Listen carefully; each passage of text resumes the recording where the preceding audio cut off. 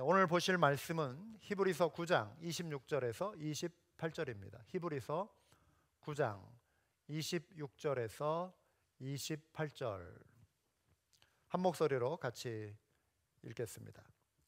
그리하면 그가 세상을 창조한 때부터 자주 고난을 받았어야 할 것이로되 이제 자기를 단번에 제물로 드려 죄를 없이 하시려고 세상 끝에 나타나셨느니라.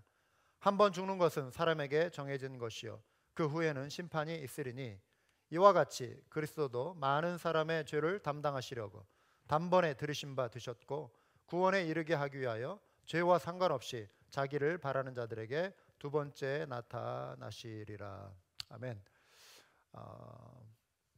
보이지 않는 이 바이러스가 보이는 세상을 참 혼란스럽게 만들고 있습니다. 많은 사람을 큰 충격 가운데, 당황 가운데 이렇게 이끌고 있는데요. 이런 상황 속에서 우리가 막연한 두려움에 온통 사로잡히기보다도 하나님의 도우심을 의지하며 위기를 잘 극복할 수 있을 줄 믿습니다.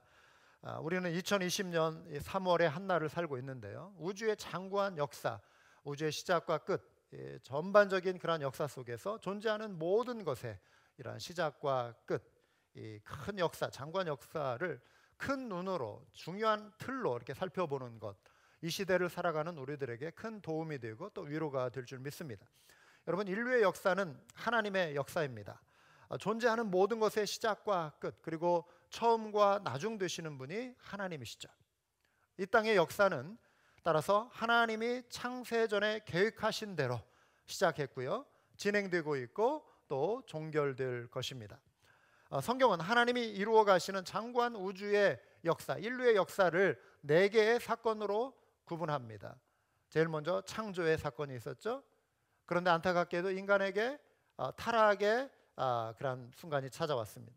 세 번째는 구속의 사건, 그리고 재림의 사건, 이제 앞으로 우리가 경험하게 될 일이죠.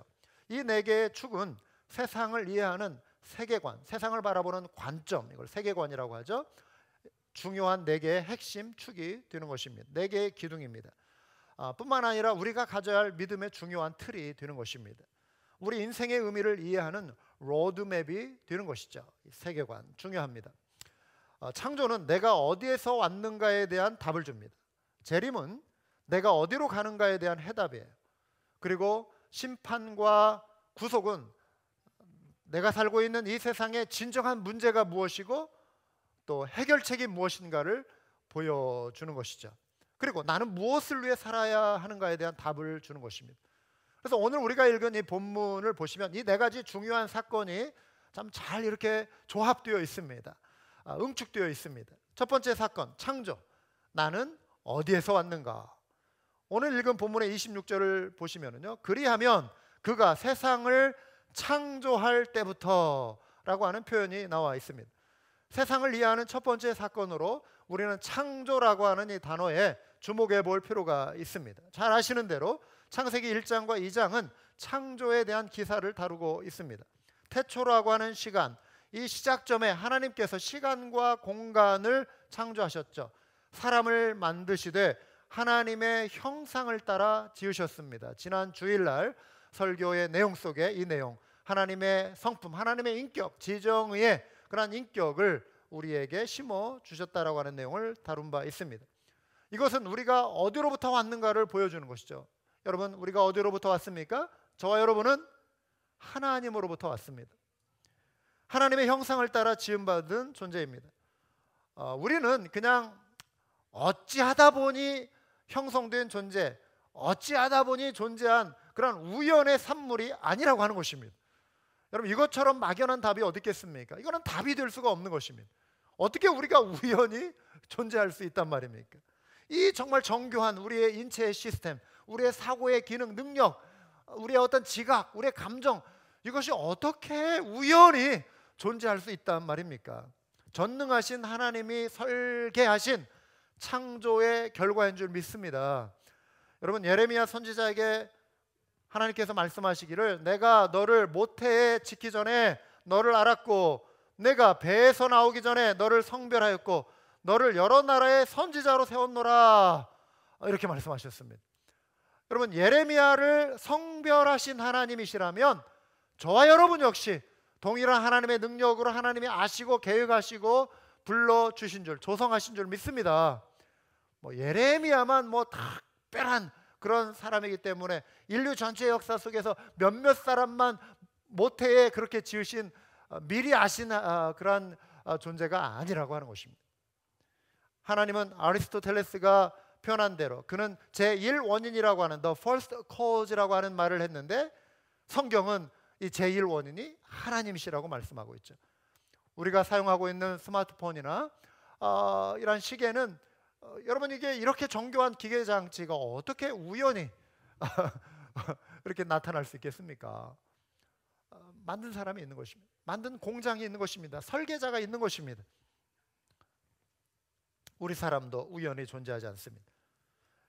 저와 여러분은 우리를 낳아주신 부모님이 계십니다.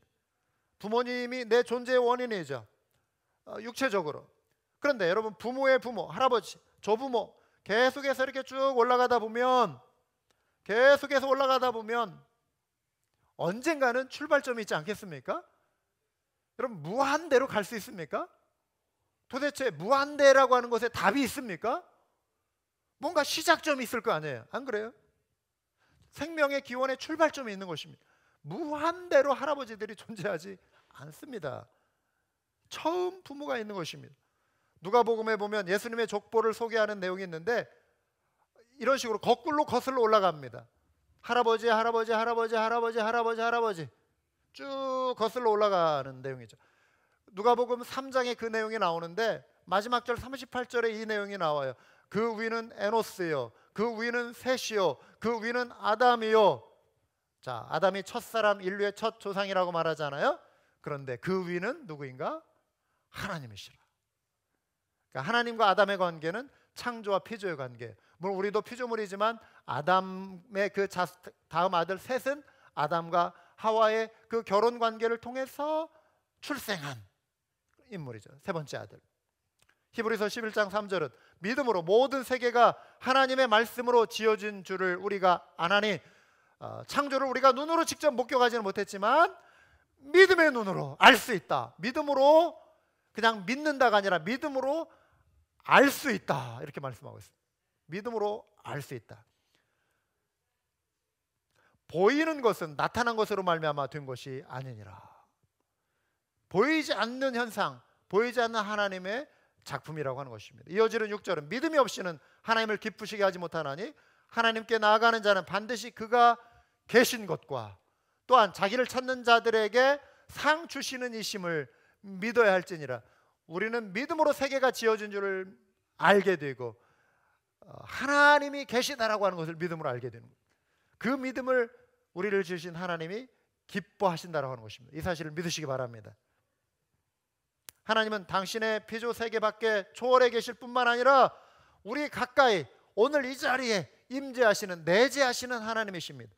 그분을 만나고 믿는 것, 그분을 깊이 알아가는 것이 내 인생의 진정한 의미가 되는 것입니다. 하나님을 알아가십시오. 끊임없이 하나님을 알아가십시오. 여러분은 창조주 하나님을 만나셨습니까? 창조, 나는 어디에서 왔는가? 이 질문에 대한 여러분은 답을 가지고 계십니다. 두 번째, 타락, 나와 이 세상의 문제가 무엇인가? 도대체 이 세상에 존재하는 근원적인 문제가 무엇인가? 이 코로나 바이러스도 아니고 메르스도 아니고 사르스도 아니고 어떤 암도 아니고 어떤 인간 간의 갈등도 아니고 더 깊은 내면에 존재하는 근원적인 문제가 무엇인가? 오늘 본문의 26절 하반부와 27절을 보시면 이제 자기를 단번에 제물로 드려 죄를 없이 하시려고 세상 끝에 나타나셨느니라. 한 번 죽는 것은 사람에게 정해진 것이요 그 후에는 무엇이 있으리니요? 심판이 있으리니. 여기에 죄라고 하는 인간의 근원적인 문제가 나오는 것입니다. 죄가 인간의 근원적인 문제예요. 인류가 겪고 있는 가장 깊은 아픔은 죄라고 하는 아픔이에요. 이로 인해서 죽음이 찾아와 있어요. 한 번 죽는 것은 죄의 결과입니다.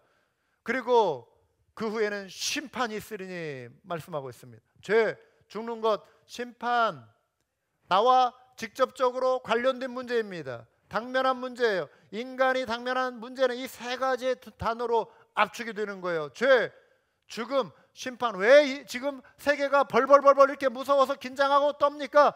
죽음의 문제 때문에 그런 거예요. 인류는 죽음 앞에 죽음을 해결할 수 없는, 연장을 시킬 수 있어요. 뭐 신약이 개발되고 백신이 개발돼서 잠깐 이 고통은 사라질 수 있지만 죽음의 근본적인 문제를 어느 누구도 해결할 수 없습니다. 뿐만 아니라 이어지는 심판도 마찬가지예요. 우리 인간의 힘으로는 해결할 수가 없어요.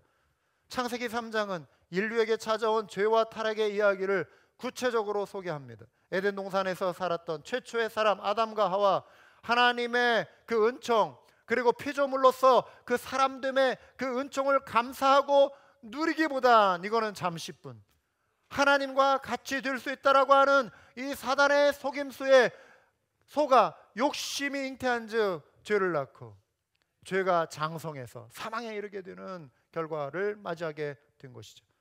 여러분, 우리 마음에 찾아오는 감사는 평상의 일상 속에서 주시는 이 평안을 감사하고 기뻐할 때 찾아오는 줄 믿습니다. 나의 나됨, 현재 나의 나됨, 현재 내가 누리는 거, 여러분 감사하시기 바랍니다. 내게 결핍된 거에 초점을 맞추기 시작하면 욕심이 발동하고 불만족이 발동하고 또 불필요한 어떤 그런 수단을 동원하려고 하고, 그러다 보면 죄를 짓게 되는 거예요. 나의 나됨, 현재 나의 모습 감사하시는 우리 모두가 되어야 할 줄 믿습니다. 여러분, 평범했던 일상이 얼마나 소중해요. 요즘 돌아보면 내가 마음껏 모래도 갈 수 있고 운동하러 어떤 레크레이션 센터도 갈 수 있고, 사람들 틈바구니 속에 어떤 축제나 스포츠 행사나, 이거는 평범한 일상이었어요. 그게 얼마나 소중해요. 얼마나 소중해요. 근데 우리 그 평범했던 일상을 얼마나 감사했나요? 우리는 감사하지 못하고 살았어요. 이 시기가 좀 지나고 나면 우리의 신앙이 감사의 측면에서 좀 한층 성숙해질 수 있길 바랍니다. 우리가 그렇게 되면 좋겠어요. 다시 다 잊어버리고 그냥 또 불만의 세계로, 또 다른 불만의 세계로 들어가는 것이 아니라, 이 일상의 평범함. 애들이 이 세미나리 안에서도 제가 그 안에서 이렇게 있을 때만 살 때도 얼마나 행복한 웃음소리가 많은지 몰라요. 오해 막 애들이 막 애들 뛰어노는 소리 너무 듣기 좋아요. 저는 애들과 이렇게 늘 관계가 이렇게 이어지나 봐요. 교회에서도. 저희가 이사 간 집도 뒤 바로 담벼락 사이에 데이케어 센터가 있어요. 애들이 막 놀이터에서 노는 소리가 얼마나 듣기 좋은지 몰라요. 이건 소음이 아니에요. 뭐 시끄러운 소리가 아니라 너무 좋아요. 그 소리가 새 소리 듣는 것처럼, 칙칙칙칙 하는 소리 듣는 것처럼 애들 막 뛰어노는 소리 뒤에서 너무 좋아요. 그런데 요즘 지금 현상이 어떤지 어제 물어보니까 조용하다는 거예요. 조용하다는 거예요. 애들이 다 집에서 지내느라고. 그 일상의 행복이 얼마나 감사한 일이냐고요. 안 그렇습니까?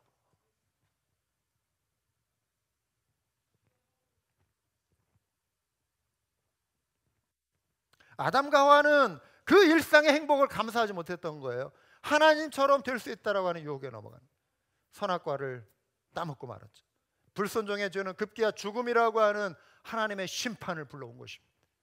아담에게 내려진 심판을 보십시오. 내가 흙으로 돌아갈 때까지 얼굴에 땀을 흘려야 먹을 것을 먹으리니 내가 그것에서 취함을 입었음이라. 너는 흙이니 흙으로 돌아갈 것이니라 하시니라. 여러분, 죽음은 원래 하나님이 세상을 창조하실 때 계획한 것이 아니었습니다. 죄를 지은 이후에 찾아온 끔찍한 심판으로 죽음이 찾아온 거죠. 인간의 죽음, 특별히 사람과 사람의 사별만큼이 고통스러운 것이 어디 있어요, 여러분? 여러분 사랑하는 가족을 잃을 때 그 고통. 죄로 인한 인생은 죽음을 피할 수 없게 된 거예요. 죽음은 분리입니다. 첫 번째 사망은 영혼과 육체가 분리되는 거예요. 영혼은 존재. 두 번째 사망은 영혼의 영원한 꺼지지 않는 불못의 심판에 처해지는 거예요. 하나님과의 교제 단절, 영원한 분리. 하나님과의 영원한 분리가 죽음의 상태. 영적인 죽음, 우리가 살면서도 영적인 죽음은 하나님과 지금 단절됩니다. 죽음은 이별과 외로움과 많은 후회를 가져다 주죠. 인류가 표할 수 없는 죽음의 문제는 죄의 결과라고 하는 것입니다. 전쟁, 살인, 테러, 질병, 환경 파괴, 가난, 시기, 사기, 질투, 원수갚음, 인류가 겪고 있는 이 모든 재난의 재앙의 핵심에 죄가 있는 것입니다. 사도 바울이 표현한 대로 죄와 사망의 법에 갇혀서 신음하고 있는 인류에게 정말 필요한 것이 뭐죠? 해방되는 거예요. 그 죄의 사슬에서, 억압에서 벗어나는 것입니다.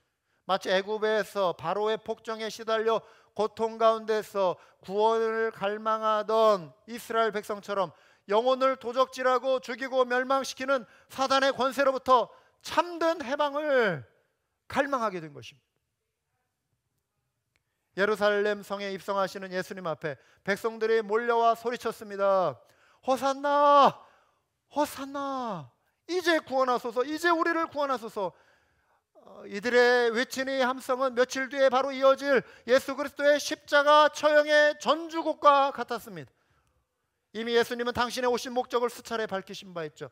섬김을 받기 위해서 오신 것이 아니라 섬기러 오셨고 자기 목숨을 많은 사람의 대속물로 주기 위해 오셨다라고 예수님은 선언하셨습니다. 수차례 말씀하셨습니다. 유대인이 원했던 정치적인 해방자로서의 메시아가 아니라 죄와 사망의 법에 사로잡힌 영혼들이 죄와 사망의 권세로부터 자유하게 되며 영생의 선물을 누리도록 예수님은 십자가를 지시고 골고다 언덕에 오르신 것이죠. 자기의 목숨을 내어 주셨습니다. 세상 죄를 지고 가는 하나님의 어린 양이 되신 것이죠. 여러분은 죄로 인해 찾아온 피할 수 없는 심판, 곧 죽음의 의미를 이해하셨습니까? 그렇다면 이어지는 세 번째 단계로 우리는 나아가야 합니다. 세 번째 사건, 구속. 해결책은 무엇이며 나는 무엇을 위해 살아야 하는가? 28절을 보시면 이와 같이 그리스도도 많은 사람의 죄를 담당하시려고 단번에 들으신 바 되셨고, 우리 인류가 경험하고 있고 겪고 있는 죄와 죽음과 심판의 이 문제를 담당하시려고, 해결하시려고 예수 그리스도께서 단번에 들으신 바 되셨다. 단번에 영원한 제사로, 희생 제물로 들으신 바 되셨다, 이것입니다. 예수 그리스도의 십자가의 죽으심과 부활은 죄와 사망, 심판에 처한 인류의 고통에 대한 진정한 유일한 해결책이 된 줄 믿습니다. 십자가가 우리를 죄에서 해방한 거예요. 사망과 심판의 저주에서 구원했습니다. 나의 죄로 인해 고난당하신 예수 그리스도 앞에 죄인으로 살아온 나 자신의 죄를 회개하고 죄로부터 돌이켜 아버지 하나님 품으로 나올 때 우리는 진정한 영생과 죄사함과 하나님 자녀됨의 축복, 참된 안식의 축복, 심판을 피하게 되는 진정한 구원의 은총을 누리게 되는 줄 믿습니다. 이 구원의 선물을 위해 그리스도는 고난의 십자가를 짊어지신 것입니다. 그리스도의 구속의 행위인 것입니다. 값없이 주신 은혜에 우리는 믿음으로 구원 얻게 된 것입니다. 단번에 영원한 제사가 되셨다라고 하는 의미는요, 예수 그리스도의 십자가 사건이 모든 인류에게 영원하고 유일한 구원의 길이 된다는 거예요. 유일한 길이 된다라고 하는 것입니다. 예수 그리스도 외에는 다른 구원자가 없어요.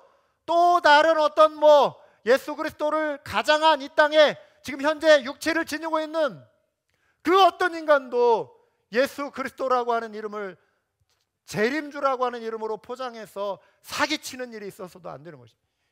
이 땅에 이 종교 사기꾼들이 얼마나 많아요. 이만희, 신천지 이만희, 종교 사기꾼, 얼마나 많은 사람, 20만 명이 넘는 사람을 미혹의 길로 이끌어가고 있고 지옥불을 다 빠지게 만드는 이 끔찍한 일.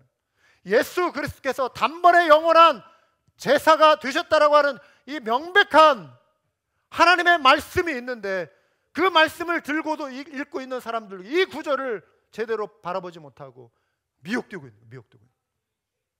얼마나 안타까운 일입니까, 여러분? 건강한 이성을 가지고 있는 사람이라면 이 구절들을 보고 깨달아야죠.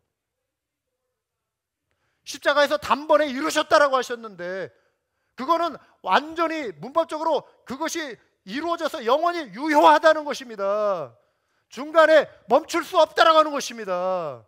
어떤 것도 막아설 수 없다라고 하는 것입니다. 다 지불 완료됐다라고 하는 것입니다. 더 이상 내가 빚장이가 되지 않는다라고 하는 것입니다. 이 복음의 능력을 믿고 가야지 어떻게 그렇게 어리석게 속아 넘어가냐는 거예요. 어떻게 또 죽음을 맞이할 수밖에 없는 인간이 구원의 능력자로 대체될 수 있느냐 이 말이에요. 자기는 아니라고 말하는데 거기 보면은 자기가 이미 하나님의 자리에 올라서 있잖아요. 보혜사의 자리에 서 있고.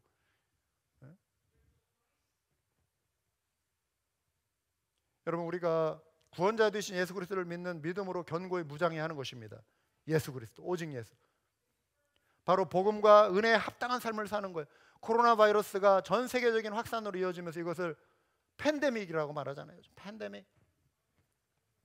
성경을 보면요, 그런데 팬데믹 현상이 이미 있었어요.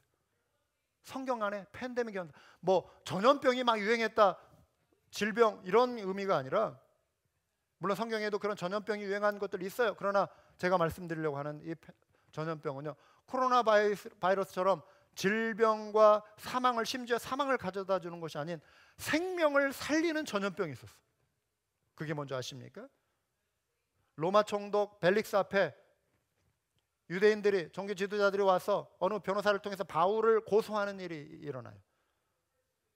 우리가 보니 이 사람은 전염병 같은 자라 천하에 흩어진 유대인을 다 소요하게 하는 자요, 나사렛 이단의 우두머리라. 사도 바울. 유대인들이 볼 때 전염병, 그러면서 천하를 어지럽게 한다. 팬데믹, 전염병을 확산시킨다. 그리스도인들은 거룩한 복음을 전염시키는 사람들입니다. 바이러스는 서로에게 해가 되지만 복음은 생명을 살리는 하나님의 능력됨을 믿습니다. 따라서 우리는 복음을 이 땅에서 강력하게 전염시키는, 세상에 거룩한, 세상에 생명을 살리는 팬데믹 현상을 일으키는 복음을 전염시키는 자들이 되어야 할 줄 믿습니다. 복음을 전염시키는 자들. 요즘은 분명 우리에게 어려움을 줄 수 있어요. 달라스 어느 교회 이렇게 코로나 대응책을 보니까요, 이런 표현이 있었어요. 교회 안에서 더욱 믿음의 말을 하고, 그렇죠? 서로에게 자칫 상처가 되는 말이나 행동을 삼갑시다, 이런 말이 있더라고요. 그러니까 민감해지고 예민해지니까 막 서로 이렇게 막 경계하고 서로 막 눈치 주고 이게 상처가 될 수 있는 거죠. 근데 이런 때일수록 우리가 더 좀 밝게 웃고, 우리가 두려움이 앞서고 예민해지면 뭐 그럴 수도 있겠죠. 그러나 정말 남을 배려하는, 남을 배려하는 그런 태도로. 여러분, 이때가 바로 평소 우리가 그동안 훈련 받아온 그리스도인다운 신앙의 모습을 제대로 보일 수 있는 때 아니겠어요? 안 그렇습니까? 어려운 때 우리 신앙의 모습이 드러나야 하는 거예요. 서로를 경계하는 눈빛이 아닌 평소보다 더 친절하고 사랑스러운 눈. 우리 서로 한번 그렇게 바라봅시다. 서로 사랑스러운 눈빛으로 그렇게.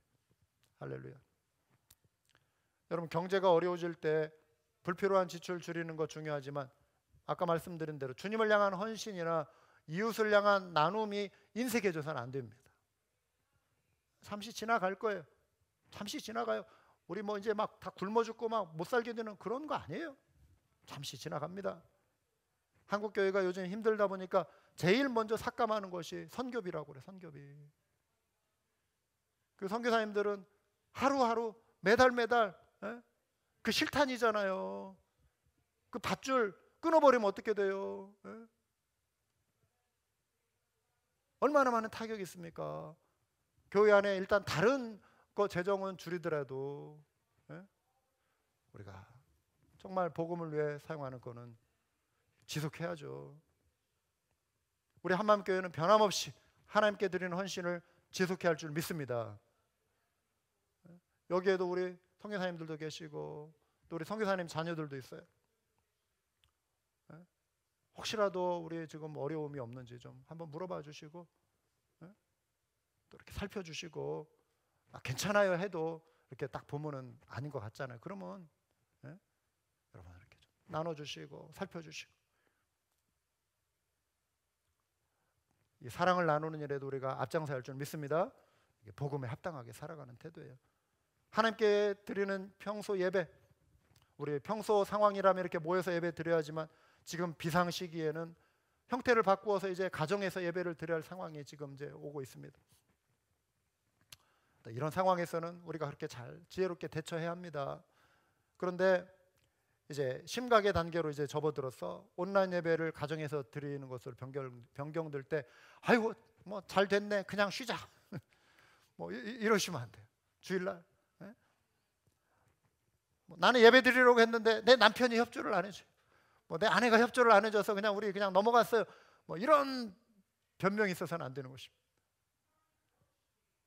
침대에 누워서 그냥 스마트폰 켜고 뉴스 보듯이 이거 그냥 뭐 이렇게 링크 걸어드리면은 그냥 뭐 드라마 보듯이 예배 이렇게 구경하거나 드라마 보듯이 하면 안 돼요. 정말 마음을 다해서 거실로 나와서 이 랩탑에다 연결해서, 랩탑에도 뭐 이런 카카오톡 이게 같이 연동되잖아요. 뭐 켜시고 뭐 TV로도 연결이 요즘 가능하고, 그래서 가족이 둘러앉아 같이 찬양할 때 같이 찬양 부르고, 실시간으로 되는 거라면 같이 이렇게 예배 드리고 말씀 듣고 예배 참여하는 겁니다. 또 이제 이게 녹화된 것이 나가면 그 시간에 맞춰서 우리가 이제 찬양도 악보 다 띄워 드릴 거예요. 이따 그렇게 합시다. 오늘 부른 찬양 악보도 이렇게 다 띄워 드리고, 오늘 못 오시는 분들을 위해서 그거 부르고 한두 곡을 가자 부르고, 그 다음에 이제 녹화된 거 링크 걸어 드리면 그거 연결해서 말씀 이렇게 듣고,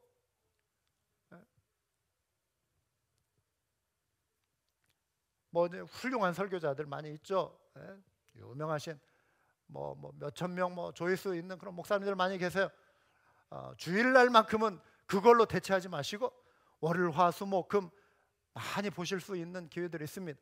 주일은 우리 한마음 공동체로서 우리 한마음 교회가 함께 지금 나아가는 이 비전과 영성과 기도와 또 이런 메시지, 현장성 있는 메시지, 공동체로서 이 예배, 이 말씀에 여러분들이 집중해 주시고, 그런 우리 모두가 되어 줄 믿습니다. 중국의 공산주의가 이제 이제 들어서서 막 지배할 때 기독교인들이 핍박을 받고 선교사님들 다 쫓겨났어요. 그러자 갑자기 지도자를 잃고 신앙을 이끌어줄 그런 사람들이 없고, 또 지도자들 다 감옥에 갇히고, 그러니까 평범한 우리 평신도들이 두려워하면서 막 막막해하면서 어찌할 바를 처음에 막 몰라 했잖아요. 그랬을 것 같아요. 그리고 이들이 다 지하로 숨어들었어요. 막 잡아 죽이고 감옥에 가두고, 그러니까 드러내놓고 신앙생활 할 수가 없게 됐어요. 그런데 시간이 이렇게 흘러서 이제 중국이 이렇게 개혁 개방을 실시하면서 신앙의 자유도 어느 정도 이렇게 보장이 되고, 그러면서 기독교인들이 드러나기 시작했는데 서방 기독교인들이 깜짝 놀란 거예요. 옛날에 또 선교사님들도 그 제자들 어떻게 됐을까 늘 기도하면서 염려하고 얼마나 걱정 많이 했겠어요. 내가 뿌린 씨앗 제대로 피어나지도 못하고 다 그냥 말라 비틀어져서 사라졌으면 어떡하지? 그런데 깜짝 놀란 일, 몇 천만 명의 막 이 지하교회 성도들이, 그들이 자기들끼리 막 복음을 전하고 모이기를 힘쓰고 그 신앙을 지켜낸 거예요. 신앙을 지켜낸 거예요. 그 핍박 가운데서.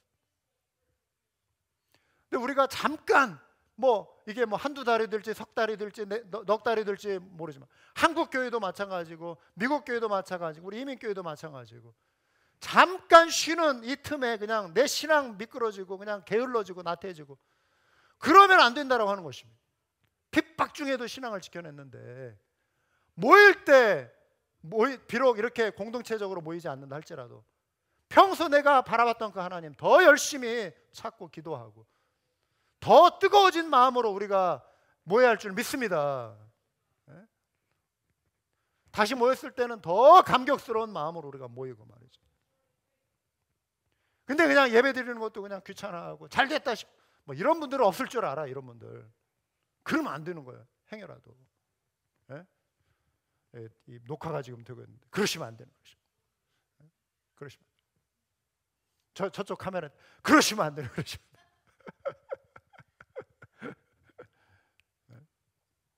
저는 지켜보지 못했지만 하나님은 지켜보고 계십니다.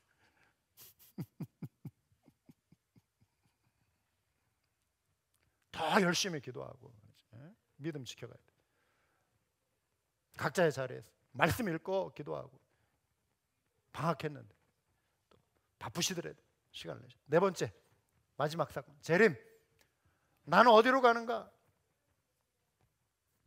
구원에 이르게 하기 위하여 죄와 상관없이 자기를 바라는 자들에게 두 번째 나타나시리라. 이 히브리서 9장 26절 28절에 얼마나 이 멋진 이 세계관이 쫙 압축되어 있는지 몰라요. 다시 오신대요. 예수님께서 다시 오신대. 그 예수님이 십자가에 못 박히신 그분이 다시 오신대요. 예?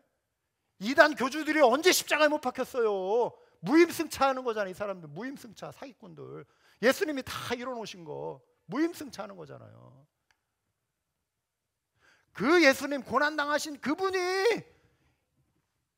다시 오신다는 거예요. 예수님이 첫 번째 오셨기 때문에 두 번째라는 말이 나오잖아요. 첫 번째 오셨기 때문에 그 첫 번째 오셨던 부분이 두 번째 오시는 거예요. 뭐 성령으로 뭐 어떻게 가장해가지고 뭐 한국 사람으로 이렇게 둔갑해가지고 오는 재림 예수가 아니라 첫 번째 오셨던 그 유대인의 형상으로 오셨던 그분이 다시 오신다는 거예요. 부활하셔서 변형되신 그 모습 그대로 각 사람의 눈이 알아볼 수 있는, 예수님이 재림하신다는 약속 복음서에 얼마나 많이 나와 있어요. 특별히 요한복음 14장 2절 3절, 내 아버지 집에 거할 곳이 많도다. 그렇지 않으면 너에게 일렀으리라. 내가 너희를 위하여 거처를 예비하러 가노니 가서 너희를 위하여 거처를 예비하면 내가 다시 와서 너희를 내게로 영접하여 나 있는 곳에 너희도 있게 하리라. 여러분, 그리스도의 재림을 헬라어로 파루시아라고 그래요. 파루시아, 오는 것, coming, 임재, presence, 도착, arrival, 이런 의미를 가지고 있어요. 그리스도의 파루시아는 하늘로 오르신 동일한 예수께서 영이 아닌 육체로 다시 오신다는 것을 의미하는 단어예요. 여기에서 말하는 것은 육체로 다시 오시는 사건, 파루시아. 영으로 가장해서 어떻게 이제는 뭐 성령의 시대니까 성령으로 예수님이 지금 뭐 역사하신다? 천만에요. 성부, 성자, 성령은 각각의 위격을 가지신 분이에요. 대체될 수 없습니다. 성부가 성자로 대체될 수 없고 성자가 성령으로 대체될 수 없습니다. 이거는 이단이에요. 이단. 잘못된 믿음이에요. 성부는 성부로서, 성자는 성령으로, 변함없이 성령은 성령으로서 삼위일체 하나님으로 God the Father, God the Son, God the Holy Spirit 존재하십니다.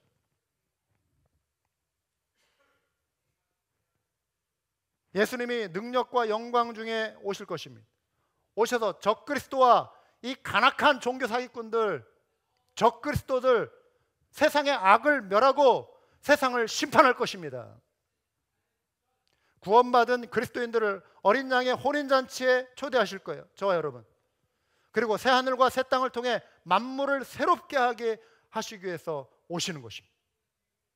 그때 신천지가 나오는 거예요. 그때 예수님이 오셔서 새하늘과 새 땅. 지금이 뭐 새하늘과 새 땅이 아니라 천년 왕국이 지나고,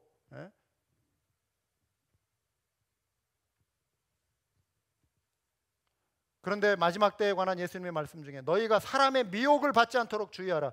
많은 사람이 내 이름으로 와서 이르되 나는 그리스도로 하여 많은 사람을 미혹하리라 그랬어요. 요즘 얼마나 이런 미혹들이 많아요. 종교 사기꾼들 미혹이 많잖아요.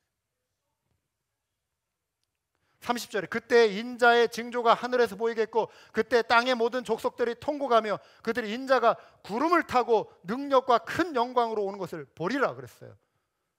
여러분, 문자적으로 믿어야 돼요. 성경을 해석할 때 문자적, 문법적, 역사적, 문맥적, 이걸 정상적 해석이라고 그래요. 이단들이 제일 많이 사용하는 것이 문자적, 문맥적 해석 무시해버리는 거예요.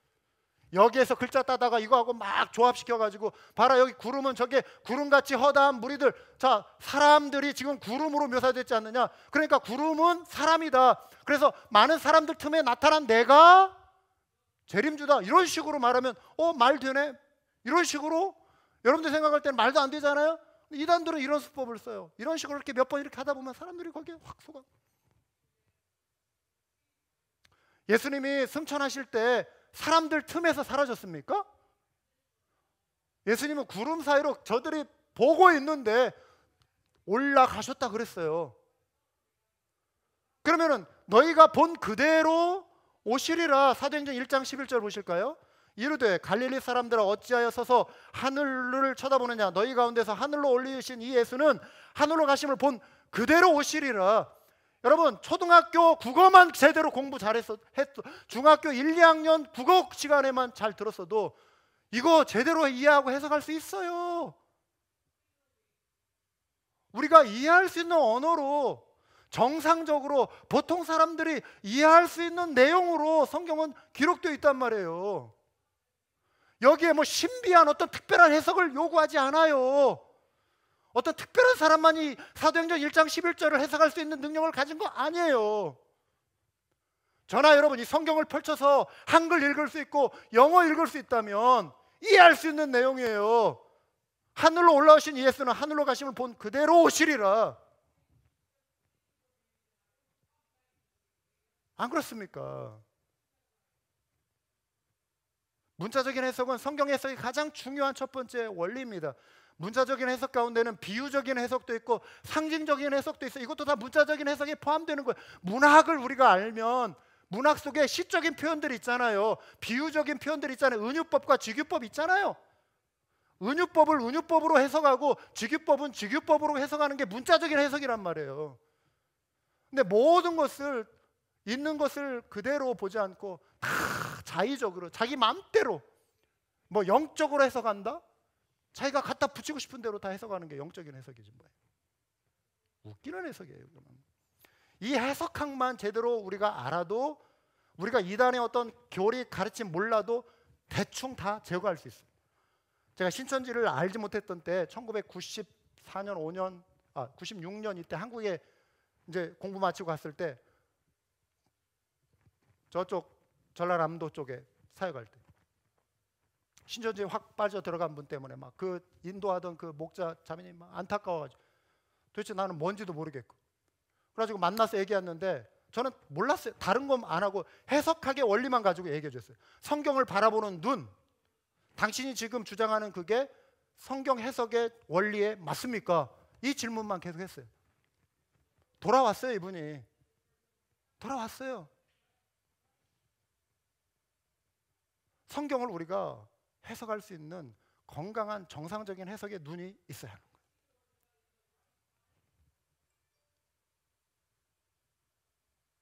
자의적으로 해석하니까 다 자기들 마음대로 하는 게 정당화되는 거예요.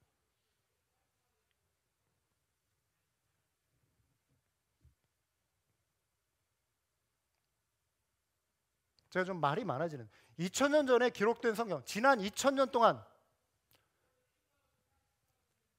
수많은 언어로 번역된 그 나라 사람들은 그러면 뭐예요? 그동안 그들이 읽고 이해하고 믿어왔던 신앙은 다 헛된 겁니까? 한국 사람들만 구원받습니까? 얼마나 그게 교만한 거예요.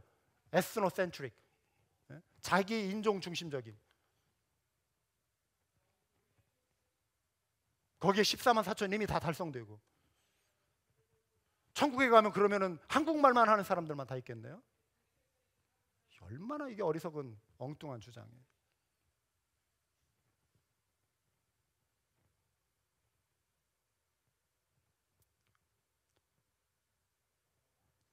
제가 좀 흥분을 했는데요. 여러분 TV 시청하시다 보면 중간중간에 상업 광고 나오잖아요. 이런 코멘트 있어요. Stay tuned, we'll be right back. 여기에 계속 채널 고정하십시오. 다시 방송 시작됩니다. 본 방송 나옵니다. 예수님이요, 보라 내가 속히 오리라 말씀하셨어요. 믿음과 소망으로 주님을 기다려야 하는데요, 채널 고정하라는 것입니다. 예수님 그 채널 고정하라는 것입니다. 그리스도의 재림 약속에 대해 사도 요한이 아멘으로 화답하죠. 아멘, 주 예수여 오시옵소서. 마라나타. 마라나타의 신앙이라고, 재림을 소망하는 신앙입니다. 종말의 시대를 살아가는 그리스도인들이 가장 많이 외쳐야 할 신앙 고백이 이것입니다. 아멘. 주 예수의 오시옵소서. 사랑하는 여러분, 여러분은 다시 오실 예수 그리스도를 소망하고 기대하십니까? 종말의 신앙, 다시 오실 그리스도를 맞이할 마음의 준비, 우리 모두에게 필요합니다. 우리에게 이 신앙이 필요합니다. 오늘 저는 우리가 가져야 할 성경의 믿음의 틀로서 역사를 이해하는 네 가지 사건, 창조, 타락, 구속, 그리고 재림, 이 네 가지 사건이 하나님의 역사입니다. 이 모든 것을 주관하시는 하나님께서 역사의 주인이 되신 거예요. 주님께 오늘도 우리의 삶을 맡기고 현재 세계에 퍼진 이 신종 코로나 바이러스, 이 또한 하나님께서 다스려 주시도록 우리 기도합시다. 그리고 우리 마음과 시선을 다시 오실 주님께 고정하는 우리 모두가 될 수 있기를 주님의 이름으로 축원합니다. 우리 한번 기도하시겠습니다.